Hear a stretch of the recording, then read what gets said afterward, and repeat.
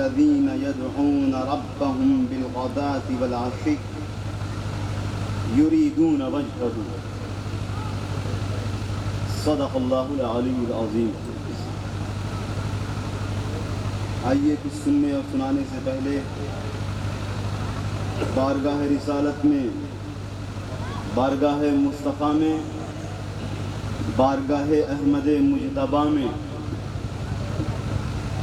بارگاہ بدر الدجا میں اور بارگاہ شمس الضحیٰ میں ایک مرتبہ عقیدت و محبت کے ساتھ جھوم جھوم کر درود پاک کا ہدیہ پیش کریں۔ پڑھیں اللہم صلی علی سیدنا و مولانا محمد بارک وسلم صلاۃ و سلام علیک یا رسول اللہ صلی اللہ تعالی علیہ وسلم۔ آپ حضرات کے سامنے چند واضح باتیں اور کچھ مفید ترین باتیں پیش کرنے سے پہلے میں 2-3 اشعار نعت کی پیش کرتا ہوں، بغور سماعت فرمائیں۔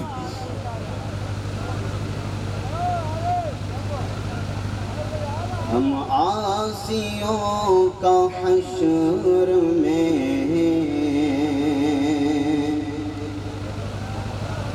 ہم عاصیوں کا حشر میں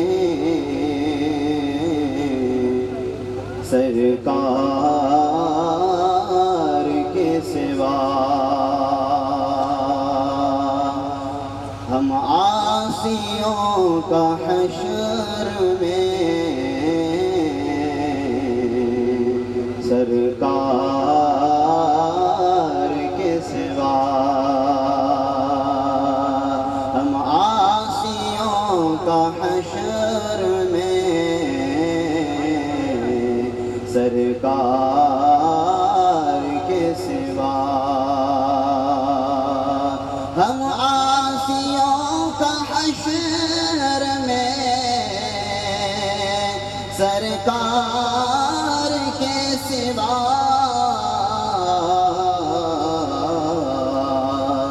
حامی ہے کون احمد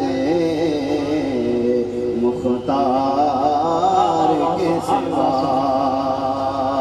حامی ہے کون احمد مختار کے سوا۔ محشر میں ہم عاصیوں کی شفاعت کرے گا جو، محشر میں عاصیوں کی شفاعت کرے گا جو، محشر میں عاصیوں کی شفاعت کرے گا جو، جس کو ہے حق یہ احمد مختار، جس کو ہے حق یہ احمد مختار کے سوا، کچھ بھی نہیں ہے میرے تصور میں آج کل، کچھ بھی نہیں ہے میرے تصور میں آج کل، میرے حضور آپ کے دربار کے سبحان اللہ، کیا بات ہے، واہ واہ واہ، نعرہ تکبیر، نعرہ رسالت، فیضان غوث اعظم، سبحان اللہ، میرے حضور آپ کے دربار کے سوا، محبوب اپنا کہہ کے پکارا ہے آپ کو، محبوب اپنا کہہ کے پکارا ہے آپ کو، رب کا دلارا کون ہے سرکار سرکار کے سوا رب کا دلارا کون ہے سرکار کے سوا ہم عاصیوں کا حشر میں سرکار کے سوا درود شریف پڑھیں اللہم صلی وسلم وبارک وسلم والسلام علی رسول اللہ صلی اللہ علیہ وسلم حیدریم قلندرم مستم بندہ مرتضی علی ہستم پیشوائے تمام رندانم کسگے کوئے شیر یزدانم میں حیدری ہوں میں قلندر ہوں میں مست ہوں بے خود ہوں میں عاشق ہوں میں ان کے در کا گدا ہوں کیونکہ میں حضرت علی المرتضیٰ کے در کا غلام ہوں پتہ یہ چلا جو علی المرتضیٰ رضی اللہ تعالی عنہ اور کرم اللہ وجہہ الکریم کے در کا غلام ہوگا وہ اپنے وقت کے سنیوں کا امام ہوگا تو پتہ چلا امامت ملے گی کیسے امامت ملے گی اس وقت جب علی المرتضیٰ کے در کی خاک کو اپنے سر کا تاج بنایا جائے گا قلندرم مستم حیدریم قلندرم مستم بندہ مرتضیٰ علی ہستم میں حیدری ہوں میں قلندر ہوں میں مست ہوں کیونکہ حضرت علی المرتضیٰ کے در کا غلام ہوں پیشوائے تمام رندانم یہ اشعار میں اس لیے کہہ رہا ہوں کیونکہ میں ان کے در پہ ان کی دہلیز پہ رہ کر کے ان کی دہلیز پہ آنے سے پہلے اور ان کے در پہ آنے سے پہلے اور ان کی چوکھٹ پہ آنے سے پہلے اور ان کی نشست ان کی صحبت ان کی برخاست اور ان کی غلامی میں آنے سے پہلے علی المرتضیٰ کی محبت سے بہت دور تھا جب ان کی غلامی میں آیا تو انہوں نے اپنی غلامی کے صدقے میں مجھ کو علی المرتضیٰ کی محبت کا جام عطا فرمایا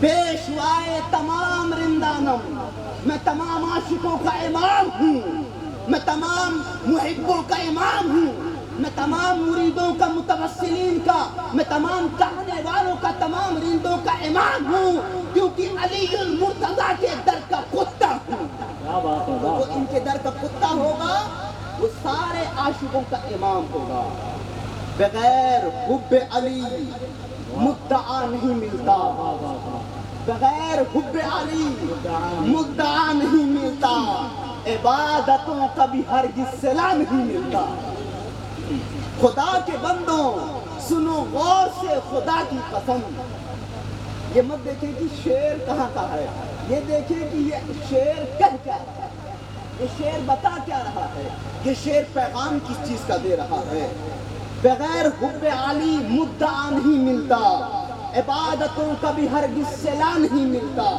خدا کے بندوں سنو خدا کے بندوں سنو غور سے خدا کی قسم جسے علی نہیں ملتے اسے خدا نہیں ملتا جسے علی نہیں ملتے اسے خدا نہیں ملتا اشعار کا خلاصہ یہ ہے کہ ہم علی المرتضیٰ کی محبت کا جام اگر نوش کریں تو ہم کو ان کی محبت کے صدقے میں کوئی اور نہیں بلکہ عرش کا خدا مل جاتا ہے اللہ تبارک و تعالیٰ اسی چیز کی طرف اشارہ کرتے ہوئے قرآن عظیم میں ارشاد فرماتا ہے وَاصْبِرْ نَفْسَكَ مَعَ الَّذِينَ يَدْعُونَ رَبَّهُمْ بِالْغَدَاةِ وَالْعَشِيِّ يُرِيدُونَ وَجْهَهُ میں آج کوشش یہ کروں گا کہ خطابت کے انداز کو بالائے طاق رکھوں اور آپ کے سامنے میں کچھ ضروری باتیں پیش کروں گا غور سے سماعت فرمائیں اللہ تبارک و تعالیٰ قرآن عظیم میں ارشاد فرماتا ہے وَاصْبِرْ نَفْسَكَ اے لوگوں اپنے نفس کو اپنے دل کو اپنی روح کو اپنی عقل کو اپنی خرد کو اپنی سوچ کو اپنی سمجھ کو اپنے تدبر و تفکر کو اپنے علم و ہنر کو ان لوگوں کی صحبت میں لے جاؤ جو لوگ رات و دن شب و روز اور صبح و شام رب ذوالجلال کی عبادت میں لگے رہتے ہیں جو رب ذوالجلال کی عبادت میں لگے رہتے ہیں اب آپ یہ کیسے پتہ کریں گے کہ کون لوگ رب ذوالجلال کی عبادت میں رات و دن لگے رہتے ہیں؟ آپ کو ایک فارمولہ دیتا ہوں، ایک قاعدہ دیتا ہوں، ایک ضابطہ دیتا ہوں. اس ضابطے کو آپ اپنی زندگی میں شامل کریں اور اس کو سامنے رکھتے ہوئے ایسے لوگوں کی تلاش کریں. جب ایسے لوگ ایسی خوبیاں رکھنے والے مل جائیں، آپ جان لیں کہ یہ شب و روز جو گزارتے ہیں، یہ دن و رات جو گزارتے ہیں، یہ صبح و شام جو گزارتے ہیں، یہ اس لیے گزارتے ہیں کیونکہ رب ذوالجلال کی عبادت میں مگن رہ کے گزارا کرتے ہیں. وہ فارمولہ یہ ہے، وہ ضابطہ یہ ہے، وہ صفت یہ ہے کہ جب کسی کو دیکھیں اور ان کو دیکھ کر کے عرش کا خدا اور مدینے کا مصطفیٰ یاد آ جائے تو سمجھ لیں ان کا رات و دن رب ذوالجلال کی عبادت میں لگا ہے. تو وہ لوگ کون ہوتے ہیں؟ وہ لوگ وہی ہوتے ہیں جو ملتے ہیں مخلوق سے، جو مدد کرتے ہیں مخلوق کی، جو مخلوق کے بیچ میں رہتے ہیں، جن کا جسم مخلوق خدا کے درمیان رہتا ہے، جن کا ہاتھ مخلوق خدا کی مدد و نصرت میں لگا رہتا ہے، جو اپنے مال کو، اپنی دولت کو، اپنے تن من دھن کو، اپنی اولاد کو، اپنے اموال کو، اپنے املاک کو، اپنے ارزاق کو، جو مخلوق خدا کی راہ میں خرچ کرنے میں لٹا دیا کرتے ہیں، وہی لوگ اس صفت کے حامل ہوا کرتے ہیں کہ جب ان کو دیکھو، ان کی زیارت جب کرو، جب ان کا دیدار کرو، جب ان کی صحبت میں بیٹھو، جب ان کی معیت میں بیٹھو، جب ان کی سنگت اختیار کرو، تو ان کی سنگت اختیار کرنے کے بعد ان کے چہرے پہ جب آپ کی نظر پڑے گی تو نظر پڑتے ہی آپ کو عرش کا خدا اور مدینے کا مصطفیٰ یاد آ جائے. تو ایسے لوگوں کی صحبت میں بیٹھیں، ایسے لوگوں کی نشست اختیار کریں، ایسے لوگوں کی غلامی میں داخل ہوں، تاکہ چاہے کچھ ملے نہ ملے لیکن عرش کا خدا اور مدینے کا مصطفیٰ ضرور مل جائے. جس کے پاس ایمان کی دولت ہو، جس کے پاس یقین کی دولت ہوگی، جس کے پاس محبت کے سمندر کا ایک جال ہوگا، وہ دنیا میں اپنے وقت کا ایمان بھی ہوگا اور اولیاء کے در کا اور مصطفیٰ کے در کا اور رب ذوالجلال کی در کا ایک ادنا سا بندہ اور غلام ہوگا.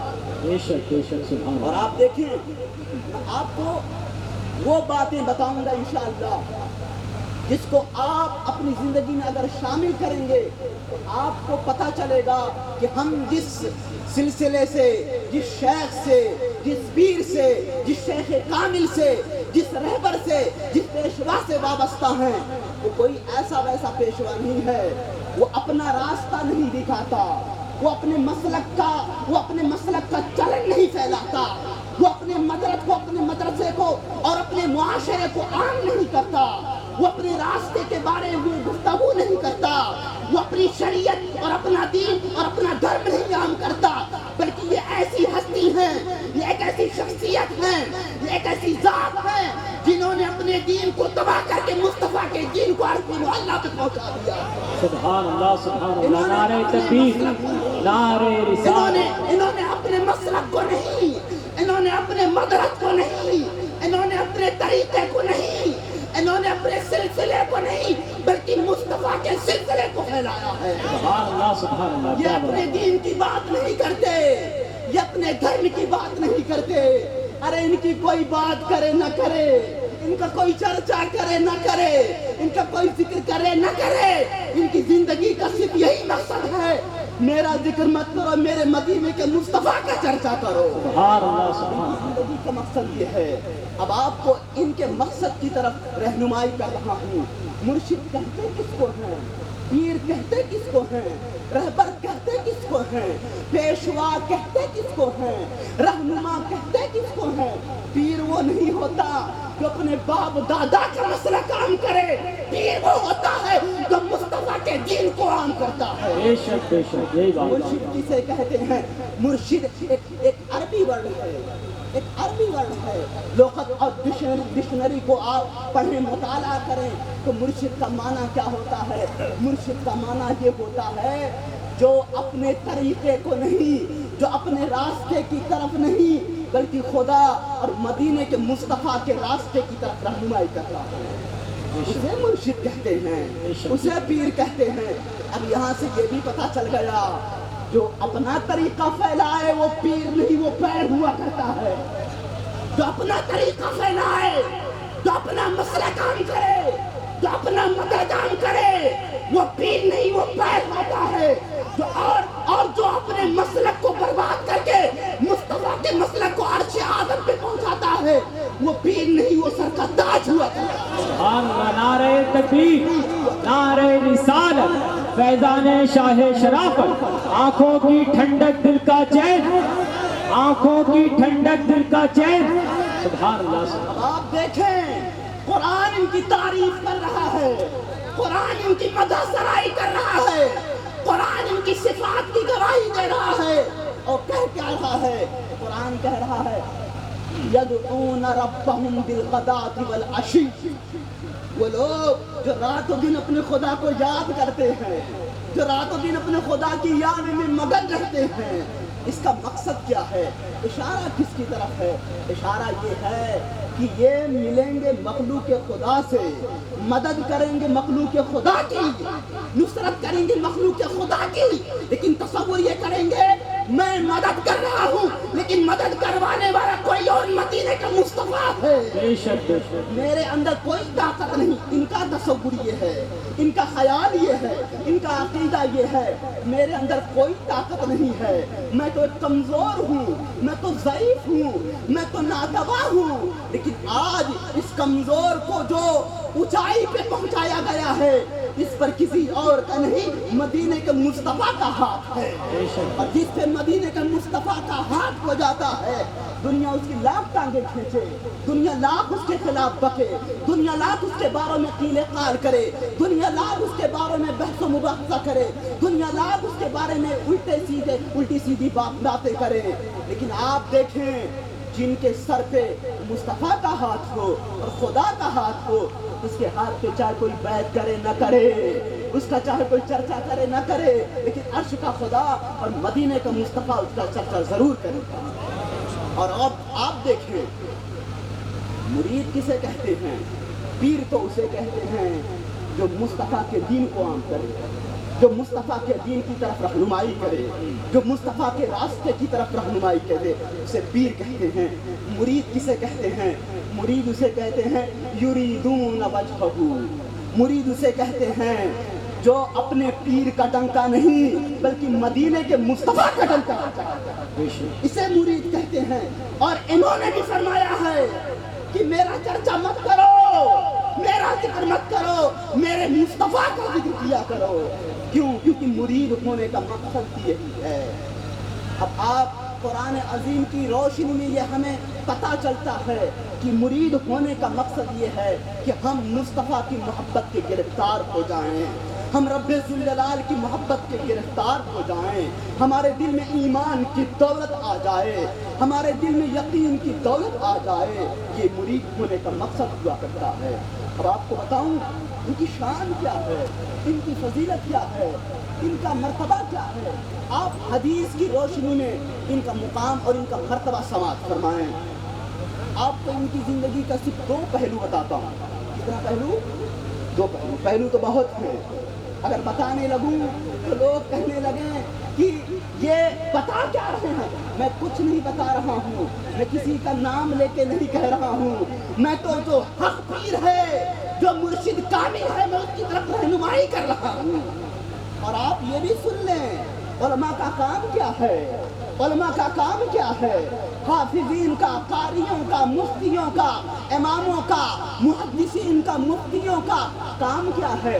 1400 سال گزر چکے امت مصطفیٰ کو، ہر عالم کی زندگی کا مقصد یہی تھا کہ وہ اپنے زمانے میں، اس کے زمانے میں جو اولیاء ہوا کرتے تھے، وہ علماء ان اولیاء کی طرف امت کی رہنمائی کیا کرتے تھے۔ امام اعظم ابو حنیفہ رضی اللہ تعالیٰ عنہ سے کسی نے تصوف پر پوچھا کہ اے امام اعظم آپ تصوف پر گفتگو کریں، تصوف کا ایک مسئلہ ہے، اس مسئلے کو حل فرمائیں۔ امام اعظم فرماتے ہیں جب تک اس سرزمین پر فضیل بن عیاض ہے تب تک یہ ابو حنیفہ تصوف کے معاملے میں گفتگو نہیں کر سکتا۔ کیوں؟ کیونکہ اللہ تبارک و تعالیٰ نے فضیل بن عیاض کو اس فن کا امام بنایا تھا جس فن کے بارے میں ابو حنیفہ سے گفتگو کی جا رہی تھی۔ یہ تو اولیاء کی طرف علماء کی رہنمائی کرنے کا طریقہ تھا، یہ تو ان کا طریقہ یہ تھا کہ اولیاء کی شناخت کریں، اولیاء کی پہچان کریں۔ میں بھی انہی کے طریقے پہ عمل کر کے آپ کو بتا رہا ہوں کہ آپ جس ہستی سے وابستہ ہیں یا جن سے بھی وابستہ ہیں، ان کے اندر اگر یہ خوبیاں دیکھیں تو آپ سمجھ جائیں کہ ہم کسی ایرے گہرے سے مرید نہیں ہیں، بلکہ ہم تو ایسے سے مرید ہیں جس کے دہلیز پر اور جس کی چوکھٹ پہ بڑے بڑے بادشاہوں کے تاج پڑے رہتے ہیں، اور ہم ایسے سے مرید ہیں، ہم ایسے سے وابستہ ہیں جو ہمیں لوٹتا نہیں بلکہ ہم پہ لٹایا جاتا ہے۔ بے شک سبحان اللہ۔ آپ ان کی زندگی کا دو پہلو آپ دیکھیں، اور اس دو پہلو کو آپ کو حدیث مصطفیٰ کی روشنی میں سمجھاؤں۔ ان کی زندگی میں آپ کو دو پہلو بہت نظر آئے گا۔ ایک پہلو کم بولنے کا، کم گفتگو کرنے کا، قلت کلام، بہت کم بولتے ہیں، بہت کم گفتگو کرتے ہیں، لیکن گفتگو تو کم کیا کرتے ہیں، کام بہت زیادہ کیا کرتے ہیں۔ 24 گھنٹہ مخلوق خدا کی خدمت میں لگے رہتے ہیں، مخلوق خدا کے آرام کا تو خیال کرتے ہیں، لیکن اپنے آرام کے بارے میں کبھی تصور نہیں کیا کرتے ہیں۔ یہی بات ہے۔ ایک چیز یہ کہ کم بولتے ہیں، اور دوسرا یہ کہ جو بھی آتا ہے لے لیتے ہیں، لیکن لینے کے بعد جمع نہیں کرتے بلکہ مخلوق پہ لٹا دیا کرتے ہیں۔ آتا ہے لیتے ہیں لیکن لینے کے بعد جیب میں جمع نہیں کرتے بلکہ جیب سے نکال کے مخلوق خدا پہ وقف کر دیا کرتے ہیں۔ یہ دو خوبیاں ہیں۔ اب اس دو خوبی کو حدیث مصطفیٰ کی روشنی میں سماعت فرمائیں، اور ایسی ویسی حدیث نہیں بلکہ اس حدیث کو امام ابن ماجہ نے اپنی کتاب میں نقل کیا ہے، امام بہقی نے اپنی بہقی میں نقل کیا ہے، اور اس حدیث کے راوی حضرت عبداللہ ابن عمر ہیں۔ وہ کیا فرماتے ہیں؟ اذا رأیتم العبد یؤتی زہدا فی الدنیا وقلۃ منطق فاقتربوا منہ فانہ یلقی الحکمہ۔ اللہ کے رسول ارشاد فرماتے ہیں، جب تم کسی ایسی ہستی کی زیارت کو جاؤ جس کی زندگی میں دو خوبیاں دکھیں، پہلی خوبی یہ کہ وہ اس کے پاس جو بھی آئے وہ زہد اختیار کرتے ہوئے اپنی زندگی سے اس مال کو نکال کے مخلوق خدا پر لٹا دیتا ہے۔ ایک خوبی یہ، اور دوسری خوبی وہ کہ جو کم بولنے والا۔ آپ علیہ السلام نے ان دو خوبیوں کے رکھنے والے انسان کے بارے میں فرمایا، فَاقْتَرِبُوا مِنْهُ، اس کی صحبت میں بیٹھ جایا کرو، اس کی نشست میں بیٹھ جایا کرو، اس کی معیت میں بیٹھ جایا کرو۔ کیوں؟ کیونکہ فَإِنَّهُ يُلَقَّى الْحِكْمَةَ، کیونکہ جب اس کی صحبت میں بیٹھ جاؤ گے، اس کی معیت میں بیٹھ جاؤ گے، تو بیٹھنے کے بعد تم کو رب ذوالجلال کی طرف سے تم پر رحمتوں کی برسات ہوگی، تو آپ دیکھیں آپ علیہ السلام نے ان دو خوبیوں کے رکھنے والوں کی ہستی کی طرف اللہ کے رسول نے اشارہ فرمایا ایسے لوگوں سے وابستہ رہو، ایسے لوگوں سے لگے رہو۔ تو اللہ کے رسول کی حدیث کی روشنی میں ہم ایسی ہستی سے وابستہ ہیں جن کے دل میں دنیا کی دولت کی محبت نہیں بلکہ مصطفیٰ کی محبت ہے، خدا کی محبت ہے، اور جو کم بولتے ہیں کام بہت زیادہ کیا کرتے ہیں۔ اللہ کے رسول نے ایسے لوگوں کی صحبت میں بیٹھنے کی وجہ سے اللہ کی رحمت کی ضمانت دی ہے۔ اور ایک بات اور بتاؤں، آخری بات یہ ہے کہ وہ راز کی بات جو میں نے کترالہ شریف کو اس نے کہی تھی، اور اس کو غور سے سماعت کرنا۔ آپ نے اور میں نے سب لوگوں نے دیکھا ہے کہ پیر و مرشد جب پہلی بار کلیر شریف میں حاضری دیے تھے اور زیارت سے مشرف ہوئے تھے پہلی بار، تو پیر و مرشد نے جو امامہ باندھا تھا وہ کالے کلر کا، کس کلر کا تھا؟ سیاہ کلر کا، کالا کلر کا صافہ اور سیاہ کلر کا امامہ پیر و مرشد کو باندھتے ہوئے لوگوں نے بہت کم دیکھا ہوگا۔ لیکن بات یہ ہے کہ کلیئر کے پہلے دورے پر اور کلیئر کی حاضری میں کالا ہی صافہ کیوں باندھا جاتا ہے موجود ہے، وہ بھی اس بات کو رد کر سکتے ہیں نا. میں نے اس کی تحقیق کی ہے، تحقیق کرنے کے بعد میں اس بات کو کہہ رہا ہوں کہ پیر و مرشد نے پہلے دورے پر کالا صافہ کیوں باندھا. کالا صافہ پیر و مرشد نے کلیئر کے پہلے دورے پر اس لیے باندھا کیونکہ فتح مکہ جب ہوئی تھی تو فتح مکہ کے دن مدینے کے مصطفیٰ نے کالے کلر کا صافہ باندھا. سبحان اللہ سبحان اللہ. مدینے کے مصطفیٰ نے کالے کلر کا صافہ باندھا تھا. تو کلیئر کے بادشاہ کی دہلیز پہ شہباز کا مولا جب گیا تو اس مصطفیٰ کی سنت کو زندہ کر کے گیا. اس سنت پہ عمل کرنے والا کوئی نہیں تھا. فتح مکہ کے دن مصطفیٰ نے کالے کلر کا صافہ باندھا تھا. اسی سنت پہ عمل کر کے ہم سب کے رہبر نے بھی کلیئر پہ جا کر کے اپنے سر پہ کالے کلر کا امامہ باندھ کر کے مصطفیٰ کی مردہ سنت کو زندہ کر دیا.